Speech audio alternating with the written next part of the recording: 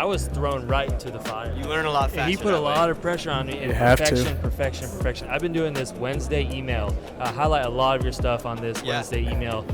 And it's called my Hump Day deal. It goes out every Wednesday. This guy hounded me. I think there was probably like 10 years where I never did an email right. He would change any little word, whatever, you forgot this, or you need to do this better, and constantly pushing me to do better than I thought was good. And he never accepted good. He held me to a higher standard. And now I hold that to myself. He's like ingrained it to me. Yeah. So when I look at an email, I'm like, this just isn't good enough. But it's easier because I've been doing it for almost 20 years now. And it's fun now. But in the early stages, I dreaded Wednesdays, doing the email, and what am I going to screw up this time? But it's blessed me, for sure. The funny thing is, we talk about Brookhaven, and it's the same way, the same philosophy of Brookhaven. My right back has to be in this position at this time, every time. And when it's on, there's no room for error. Every time.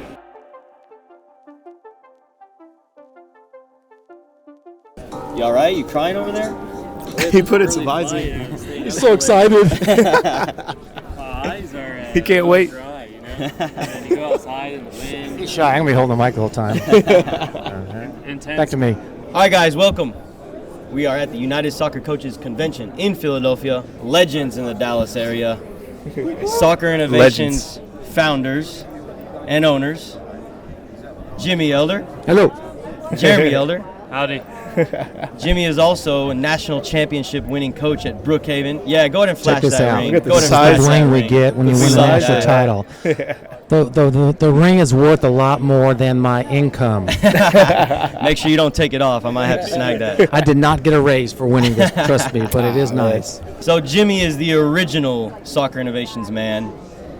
The Jimmy Ball, officially named after him. Oh, yeah. Jay Gold. Yep. Oh, is that right? Oh, I didn't know that. Yeah. That makes sense. I made that a little more subtle than the Jimmy Ball. The Jimmy Ball. I love that. But Jimmy is a catchy name. It sticks with you. You had the it's car. It's got a ring. Right? Yeah, it is true. It rolls off the tongue. Jimmy Riggett. Exactly. Jerry Riggett. Yeah. People ask me all the time, are you Jimmy? Yes, I'm Jimmy. Yeah, that's me. It's my ball. As in Jimmy Ball? Yeah. How come you didn't name the soccer wall after you? The Jimmy wall? Because in the days we had soccer walls, shooting walls. Hey, let's make a soccer wall. Training and so that's perfect name, soccer wall. Little did I know, it's a horrible name. The soccer wall. It's 3 words, and coaches don't say, go get the soccer wall out. Because it actually became a mannequin. It became more valuable as a mannequin. Individual pieces. Mm-hmm. So they started to say, I'd come to this convention, I'd go in the bathroom, there's a coach next to me, goes, hey, aren't you the guy that made the Blue Man? The Blue Man? I heard the Blue Man. Everybody started calling it the Blue Man. Uh-huh. So it's the soccer wall, but now it wasn't a great name. Bad choice of names. Hey, well, the sales will beg to differ, I think. Oh, yeah, for sure. And our real company name is called the Soccer Wall Company, and we DBA legally do business as Soccer Oh, wow, I didn't know that. So that's where cool. The mannequin comes into play in the logo. Okay. We are the Soccer Wall Company. A good friend of mine in California who grew up here in Dallas coaching, he saw that I got in the business, and he wanted to get in the business, so he got a trade name called Soccer Innovations. And he goes, Jimmy, he called me one day, he said, Jimmy, this is not me, this is you. Why don't you take this name? I gave him $500 for the name Soccer Innovations. I said, that's a hell of a lot better name than the Soccer Wall. The Soccer Wall. It is. I think the innovations part of it has a lot of meaning behind it. It certainly draws attention. For sure. It piques people's curiosity. What are they innovating over there? Yeah. And you literally are. You're innovating new products all the time. That's awesome. So it's helpful in driving people to our booth if we're here at the United Soccer Coaches Convention, and it drives people to our brand, whether if we're on soccer.com or BSN or just to our website. When you're scrolling down, you see Soccer Innovations, and you're a high-end coach. You might just click on our website just because you want to see what's maybe new or what's different out there. Sure. It's a helpful name in that sense. Oh, for sure. Yeah, and we've been happy to have been working with you guys for a number of years now, and been super fortunate that you guys have provided us with so much product. We've been able to test out, and help you develop more or less. And so, that's going to be something that we carry on forever. Definitely not going to be bringing in any other brands. Nah. You know, soccer innovations for life for us. It's funny that I dig the mannequin you put on your new jersey. I was about to mention. Oh, You yeah, guys yeah, didn't yeah. even tell me that. Yeah. My Pam, who was the We subtly office threw that in manager, there, yeah. she showed me, and I was Yeah. like, man, Sean or Evan didn't even tell me. That's awesome. We're going to be selling a Oh, lot of that was those, Sean's, too. yeah. I dig it a lot. It's Yeah. sharp, Yeah, man. it's cool. So Yeah, thank you. yeah, Publicly. absolutely, Because man. we're going to have all our Absolutely. players training those as well. So Yeah. Oh, there's Randy. we'll be getting out a lot. Randy Waldrum, was he 2-time women's Oh, Division yeah, I yeah. coach and Butcho's women's best head friend. coach for It's Butcho's oh, best yeah. friend? Shit, He it means coaches for Butcho's Pitt somewhere, man. and is the Nigerian women's national team Oh, coach. So wow. he should be coaching in the World Cup coming up this year. Oh, Oh, snap. wow. It's amazing. Huh. So he's stopping by our booth. If you time it right, you'll meet Randy Waldron. Might have to catch I need to meet him, man. I know, Get him on the pod. I know. I still need to run in. I haven't seen Butch yet either, man. I think I'm gonna miss my Butch window. Yeah. He's If a I busy see him, I guy. might jump this. Just He's so a I busy know. guy. Oh, I had yeah. some questions ready for him. If he doesn't come and get these questions, I'm going to be a little bit irritated. His loss, right? But anyways, Yeah, so back to- obviously we could have done this podcast in Dallas, but we're here, so we're going to do it right here. Oh, for right sure. now. Yeah, this is exciting. Yeah. Yeah. And props to you guys for getting in here. Because it's not just anybody, I think, that they just bring in here. You have to have some kind of reputation. Yeah. They went and researched you and saw that you do a good job. 'Cause they're not going to let Joe Blow in here. Yeah, I Represent. appreciate that. We get, compliments and things like that. I just know we could be doing so much more. Yeah. And if we have like the manpower behind it and the right people in place. So why don't you guys Yeah. start by just, I don't know, giving a background of how Soccer Innovations first got started, and then kind of leading into when you passed it on to Jeremy. Okay. So back in 2003, I had an idea to build a mannequin for training instead of a speed pole. And the only things that were on the market were the big heavy metal ones, and they're $200-300 a piece. Couldn't put them in your car, couldn't travel. And I thought, today's day, they pop up these tents and everything. Yeah. There's got to be a way. So I had a friend of mine, an engineer, and we got to work on it, and we built prototype after prototype. It got to the point where it was getting really cleaned up and really nice, and coaches started to come over and say, "Hey, Jimmy, where did you buy that?" And when I told them it's not available for sale, it's my prototype, it's my product, they'd accuse me of lying, and I just don't want me to know where to get it. Yeah, you gatekeeping it. And Jeremy actually was a player at that time. He was a 17, 18-year-old player, and we had a great club team. And I would use him with these guys to learn about him, to learn about how to use the mannequin, the value of the mannequin, to be able to collapse it myself, to see how, if a coach could do it, and would it weigh a lot. And that's where it started. From there, I got a really good patent. I came to this USC show, which was then the National Soccer Coaches Association. Had a tiny booth. We were the busiest booth in the entire convention. People were coming up from Brazil and Europe, shaking my hand, saying, "Congratulations, you got the best product here." Sales started to roll in. Yeah. Working out of the house. And we worked out of the house for a long time, my wife and I. And Jeremy would get home from school, and he'd go to the warehouse, Public pull the storage. box, load them up, put the labels on them. UPS would Yep. come in the back alley, pick up the boxes, and off they'd go. And that's how we started it. And once we got it started, all these things came to my mind about training kids and the things we needed to help them. That product I saw at Bayern Munich was similar to the Yeah. Jimmy Ball. It left the market. I created something that was safer than what they had, and it took off. And then I had a collapsing portable goal. We need a full-size goal. We don't have goals everywhere. We got space, we don't have goals. I need something that a coach can afford, that's lightweight, it's all one piece. And so those items were born and still are to this day. That's how we create things. Is we see coaches like you guys, and we're out in the field, and we see we need something that'll help the kids develop better, learn faster. And that's where it all started. And from there, Jeremy graduated from college. We sent him to Switzerland for a little training for a couple of years. He came back, and he's been working with us ever since. And he's kind of taken the baton from me now and doing all the hard stuff, the heavy lifting, which I got tired of doing. Oh, yeah, no. And so You now gotta I get to pass it on at sit some back point. and watch and be creative and think of new things and tweaks of old things Yeah. to keep us innovative and going forward. Nice. That's awesome. So, Jeremy, what do you think were your biggest challenges, like first taking over? I think the largest challenges is when I transitioned into the business, the technology in the world was transitioning. So my father was the way to do it back in the day was snail mail. I mean, you sent catalogs, and that's how you got your business. And they called you and they ordered.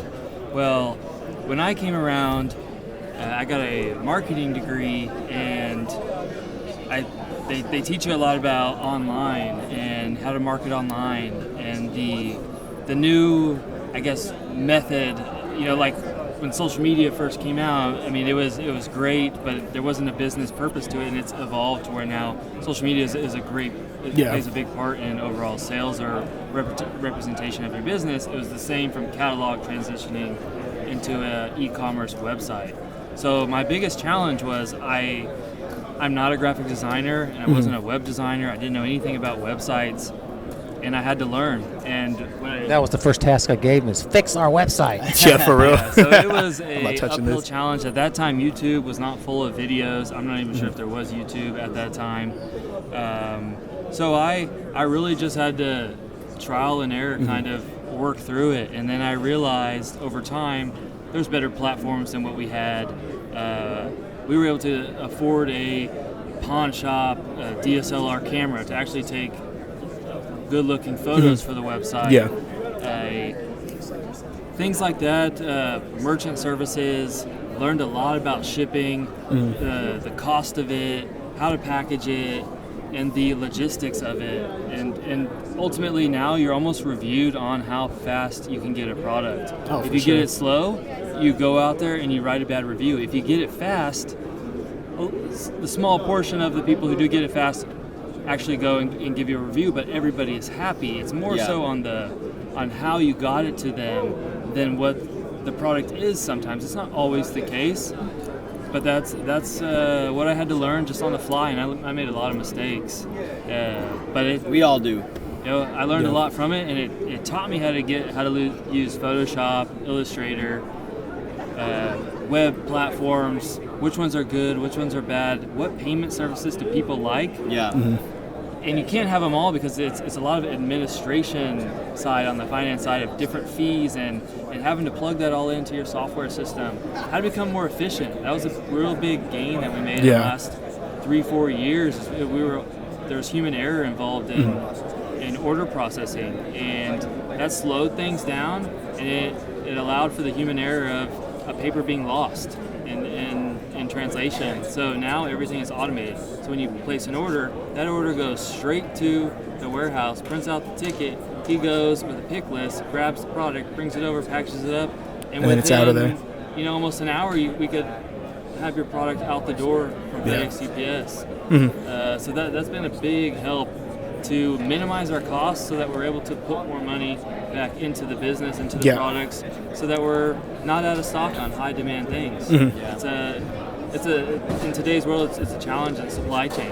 Yeah, you gotta have it. Making those mistakes is how you learn. That's how you improve what you're doing. And I know I've learned a lot about y'all's business just from having conversations with you that I would have never even thought about, such as the manufacturing process and supply chain issues like you talk about. And it's man, there's a lot that goes into it, for sure. Yeah, I actually opened up to you more than I really do anybody else. You probably know it better than most, but we've had some good conversations so that it helps you understand, so we can work better together.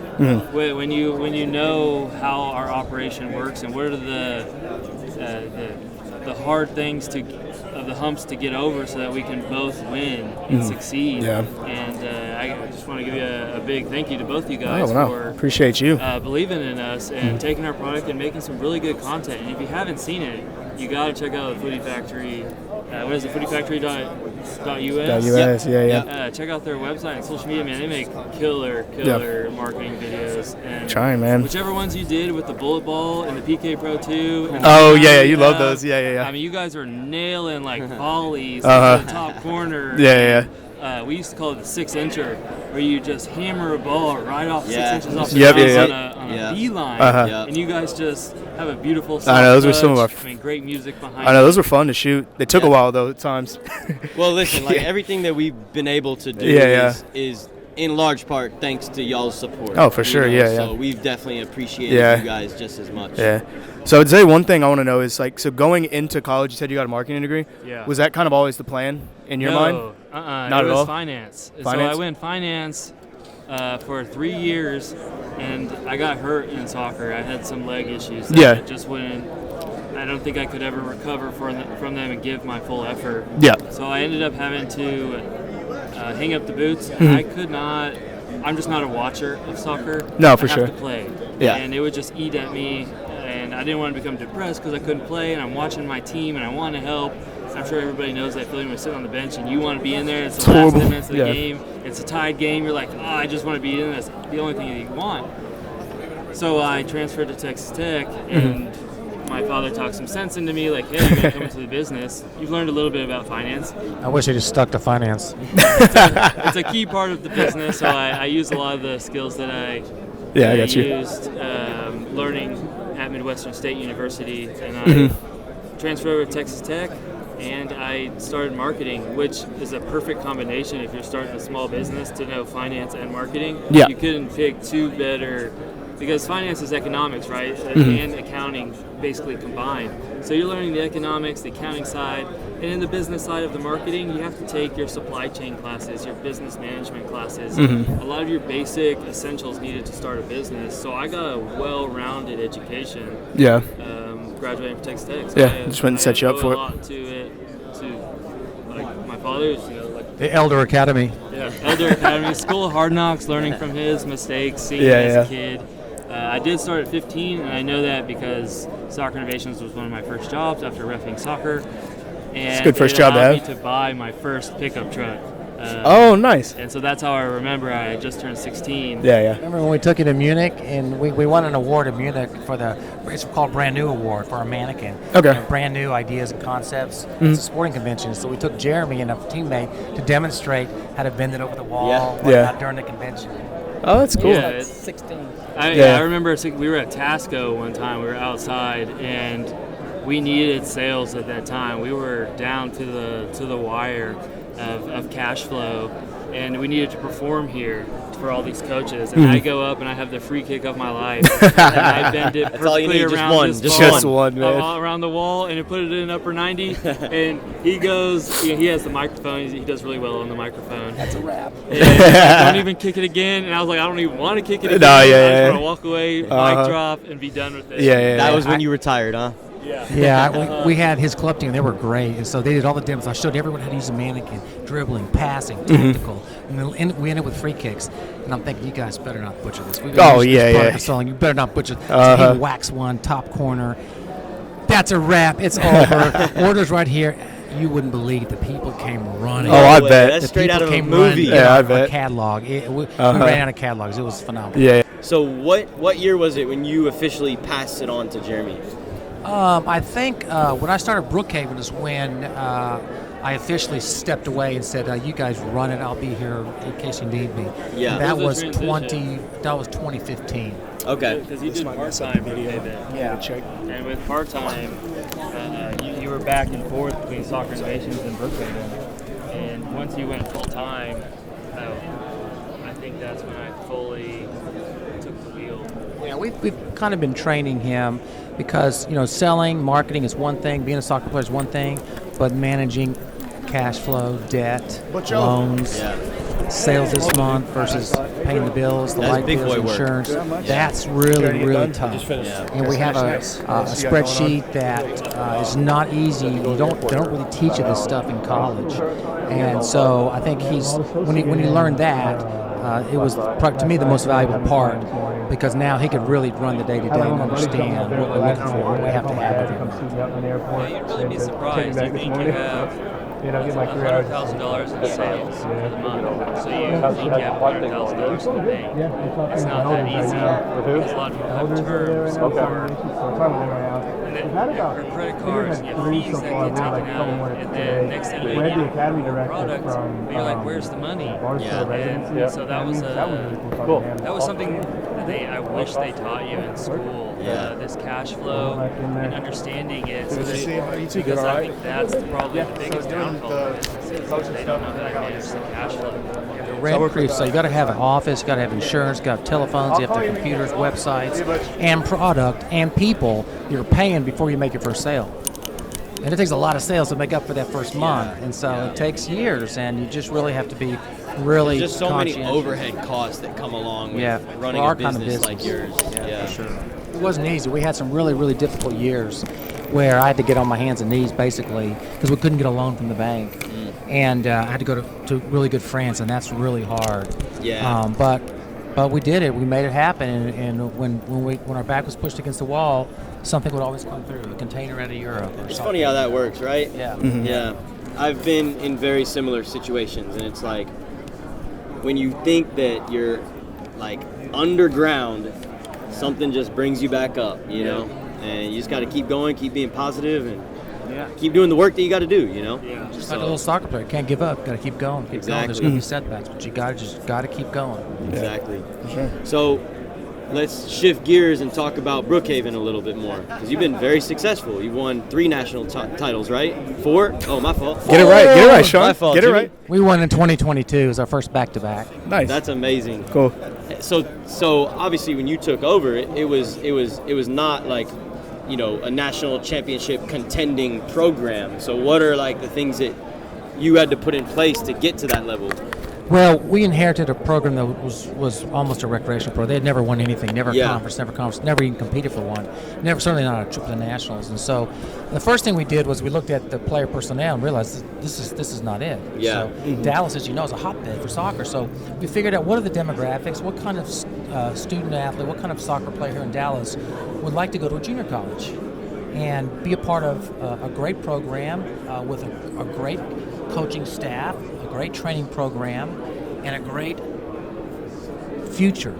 That's all we had to sell was future. Yeah. And so we hit the ground, and given my background in the business, soccer innovations, and my background as a player in Texas, and my background as a high school coach and a club coach, I went to all my contacts and I said, this is what I'm looking for. I'm looking for someone that, for whatever reason, cannot leave home, doesn't want to leave home, the Dallas area, to go to school. Number 2, maybe they're not getting the scholarship they deserve. They can't afford to go to a school that's offering them scholarship. Number 3 is a really good player. Number 4, maybe their grades aren't good enough to get in. That's what I'm looking for. You got anybody? And everybody will say something. They'll At least one or two. Yeah. And so what we did, we hit all the high school games, we hit all the club games, we talked to all the managers, we talked to all the coaches. We'd see a player, we'd just go talk to him. We'd go talk to him, introduce ourselves.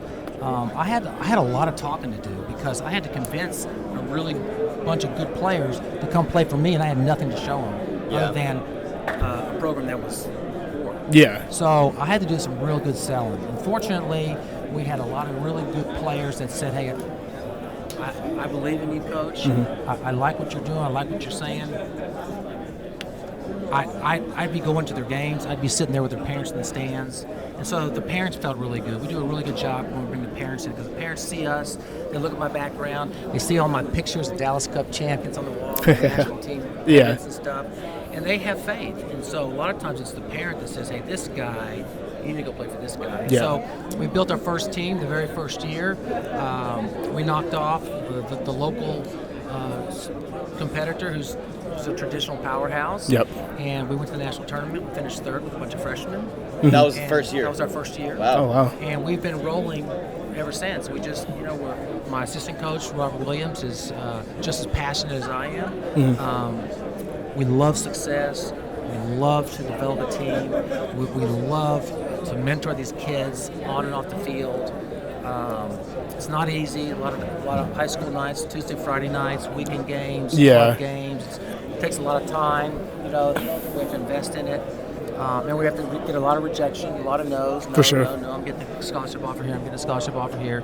We don't have scholarships to offer. Yeah. That's probably the most difficult part. That's the challenging part. Fortunately, our school is very affordable, so usually they're gonna pay less, even if they got a 50%, 60% scholarship to a big school. They're gonna pay less coming to us. Yeah. And a lot of kids want success, and once we start getting success, we could start saying, All-American would be very good for you on your resume as a young man. Oh, yeah.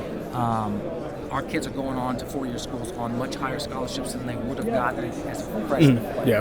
Because now they've got 2 years of championship experience. We play the NCAA Division II teams, Division III teams, NAIA teams in all the preseasons.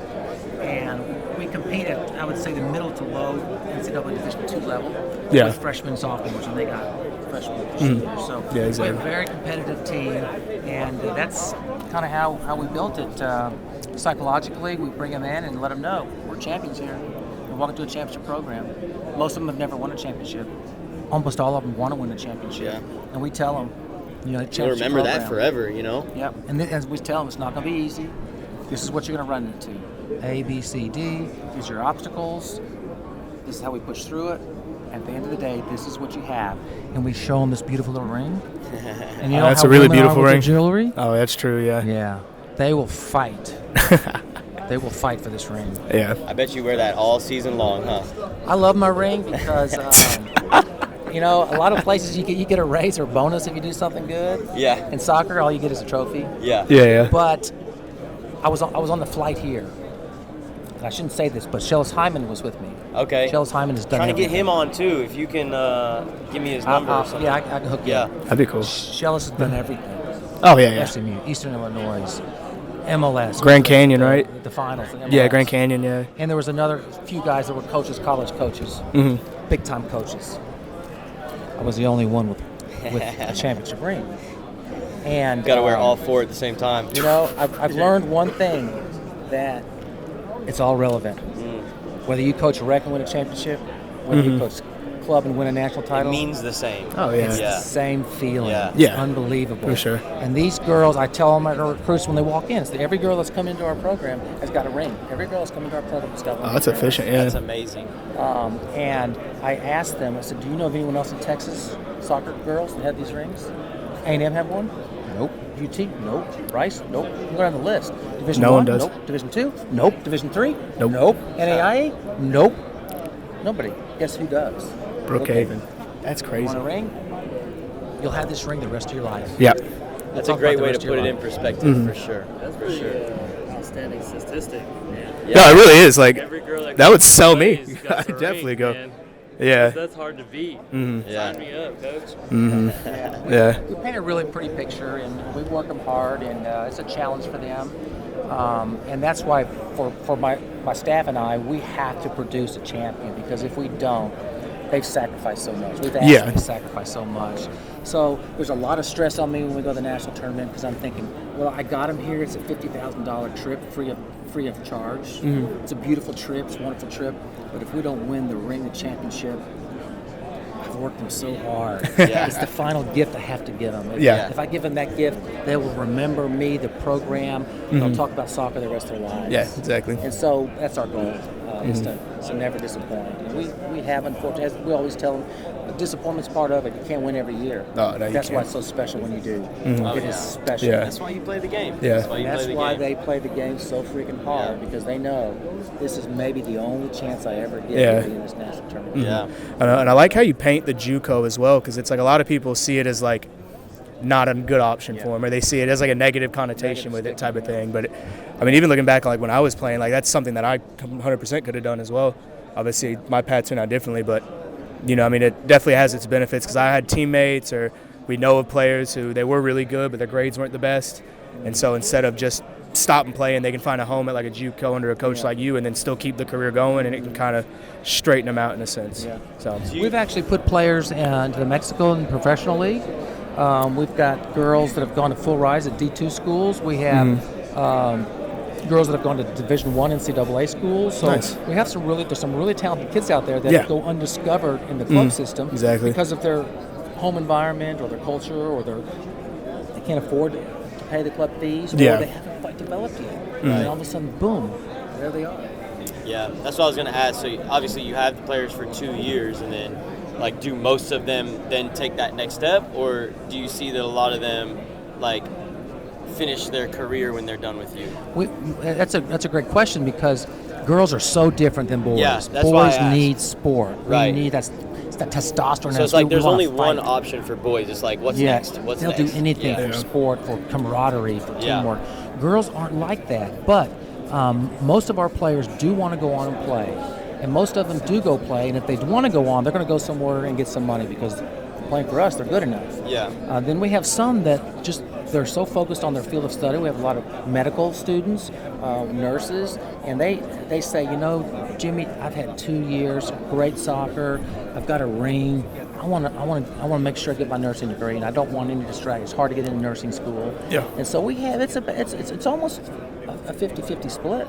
It's not girls bad, can though. walk away and be content and satisfied. Yeah. Guys, man, we hang on for dear life forever. Yeah. I'm still missing those college days. Right. Yeah, thanks. know? Yeah, absolutely. And if you can pass them on with either the foundation to be successful at the next level or the foundation to just be successful in life, that's a win. You know what I mean? Absolutely. Yeah. Yeah. We're really proud of that.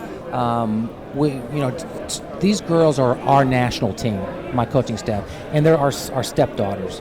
We give them the absolute best advice and training we can give them because we know they're going to grow and they're going to grow fast. Our training is really good. It's very modern, very fast-paced, a lot of ball touches, and so they grow tremendously in our program. A lot of them have come from programs where they didn't have real sophisticated coaching, but they have talent. So they grow very quickly, and so most of the coaches know now if they're coming out of Brookhaven, they're going to know how to play. They're going to know modern tactics. They're going to know hard fitness. Be technical.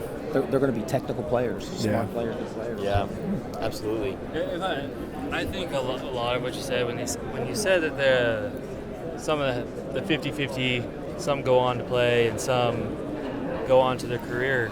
I don't think they came into your freshman class thinking that way. I think you build a lot of maturity and life advice into them so that they can actually make that adult decision.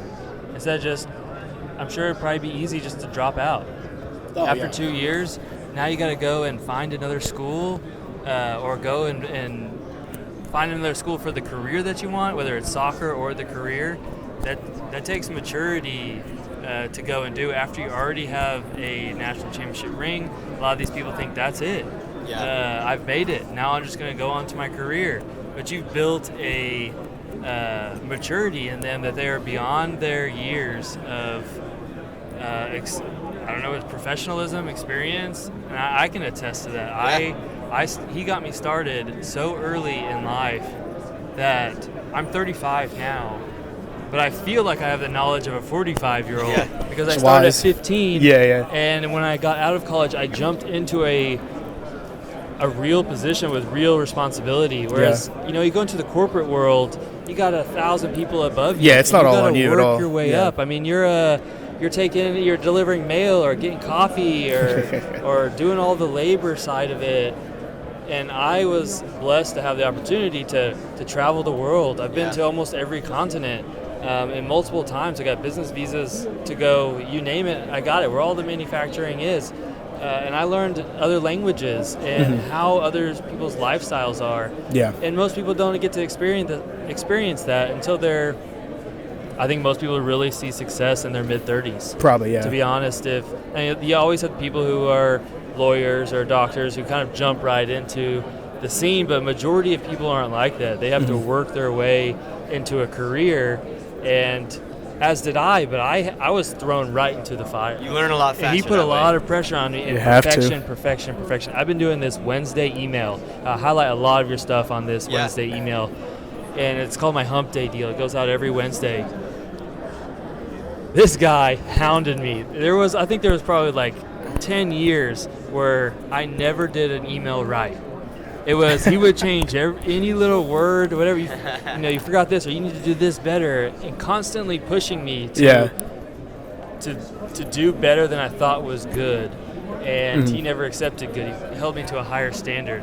And now I hold that to myself. He's like ingrained it to me. Yeah. So when I look at an email, I'm like, this just isn't good enough. But it's easier because I've been doing it for almost 20 years now, 15 years, or give or take 17 years, and it's fun now. But in the early stages, I dreaded Wednesdays, doing the email, and what am I going to screw up this time? But it's blessed me, for sure. The funny thing is, we talk about Brookhaven, and it's the same way, the same philosophy of Brookhaven. My right back has to be in this position at this time, every time. And when it's on, there's no room for error. Every time. And if it's not on, you got to stay. And if you get up the field and we lose it, you got to get back. And wingers, you got heels on the chalk, not 3 feet in, not 2 feet in. We need that extra 2 feet of space to slip that ball through, and you're not creating it unless And so it's detail after detail after detail that you see the great teams and the great players execute and perform. And that's one of God's gifts He gave me, is to to be a bulldog and not let up. And a lot of coaches say, she's not going to get it. I just forget it. Let's move. Let her stay inside. But I'll stop it every single time. Okay, next you try it. See if you can get your heels on the chalk. And so it's very tough on the players because they've never had a coach like that. Yeah, it's so demanding. But when they get to the championship game, they're like, "Oh my God, coach! It really matters. Thank you so much. We couldn't have done it without all the details." Yeah. So it's part of life. It's part of your business. It's part of your development of players. It's part of your programs. It's part of our business. It's part of my Brookhaven College soccer team. Man, that's a great message to end this episode on, I think. Attention to detail, man. So you're going to take over Brookhaven too at some point? His passion is in coaching. My passion is in the equipment. I like got you. making the youth better at the equipment level. And today, there's so many good, experienced coaches who started so young. Yeah. I would be behind the 8 ball trying to get into that's true. The coaching era. I have a lot of experience under him, being coached by him my whole life, going to all his games. But my true passion is making soccer slanging products. Yeah. Slanging products. Finding the problem that coaches have and developing a solution for them. Nice. Hell yeah. It's the ultimate win for me. There you go. Absolutely. Well, thank you guys for having us. You've done a great job with Footy Factory in Dallas, and a lot of young kids. They're very lucky to have you as an organization. Thank you so much, man. Appreciate I appreciate that. that. Thanks to you guys again. Obviously, like I said before, y'all's support has helped us out a lot. Definitely going to be soccer innovations for life. And if you guys are listening and need equipment, there's no better company to work with than Soccer Innovations. You're going to find anything you need. Everything. It's going to be good, high quality. Get good customer service, especially if you're in Dallas and you're local. Yeah. That's a big benefit for us as well. Yeah. So just pop on in. So appreciate you guys coming on and looking forward to stopping by your booth here pretty I guess it's in a couple hours, right? Yeah. Tonight. Nice. Yeah, so I heard something about beer as well. Is that true? Free beer, baby. Free beer. If there's beer, I'll be there for sure. Yeah, man. Run on fumes. It's going to get me back. Yes. Probably need to get some food before then. That's fair. Could be dangerous. Yeah, that's true. But hey, appreciate you guys. All right. Thanks a lot. Thank you very much, guys. All right. Appreciate it, as always. Thank you. Doing good stuff, man.